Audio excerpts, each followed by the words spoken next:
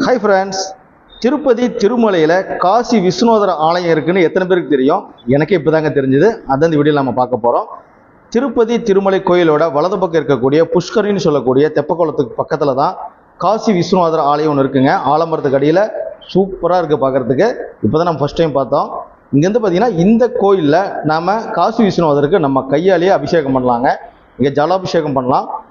காசி விஸ்வநாதருக்கு எப்படி மேலே வந்து தண்ணி ஊற்றினா ஒரு சொட்டாக நம்ம ஈஸ்வர் மேலே விழுந்து நம்ம அபிஷேகத்தை பார்ப்போமோ அதே மாதிரியான செட்டப் இங்கே இருக்குங்க.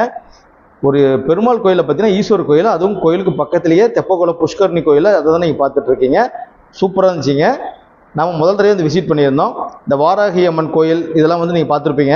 அந்த மாதிரி இந்த கோயிலையும் நீங்கள் பார்த்ததுன்னா உங்களுக்கு கமெண்ட்ஸில் சொல்லுங்கள். நம்ம சாமி தரிசனம் பண்ணிவிட்டு லட்டுலாம் வாங்கிட்டு அன்னதானம்லாம் சாப்பிட்டு வந்து இந்த கோயிலை வந்து ஜாலியாக சூப்பராக பொறுமையாக சாமி கும்பிட்டோம். மக்கள்லாம் நிறைய நீராடிட்டு இருக்காங்க இதோடைய புஷ்கரணி தெப்ப குளத்தில். இந்த குளத்தில் நீங்கள் குளிச்சுட்டு சாமி தரிசனம் பண்ணியிருந்தீங்கன்னா உங்களுடைய எக்ஸ்பீரியன்ஸை நம்ம கமெண்ட்ஸில் மறக்காமல் சொல்லுங்கள். நம்ம அன்னதானம் வந்து மதியம் சாப்பிட்ருந்தோம். சூப்பராகவே இருந்ததுங்க. அது சாப்பிட்டு வந்து பார்த்திங்கன்னா தெப்பக்குளத்தை முதல் முறையாக தெப்பக்குளத்தை முழுசாக சுற்றி வந்து இந்த காசி விஸ்வநாதரையும் தரிசனம் பண்ணோம். இந்த மாதிரி திருப்பதி இன்ஃபர்மேஷன் வீடியோ பார்க்குறதுக்கு நம்ம சேனலை ஃபாலோ பண்ணி சப்ஸ்கிரைப் பண்ணி வச்சுக்கோங்க.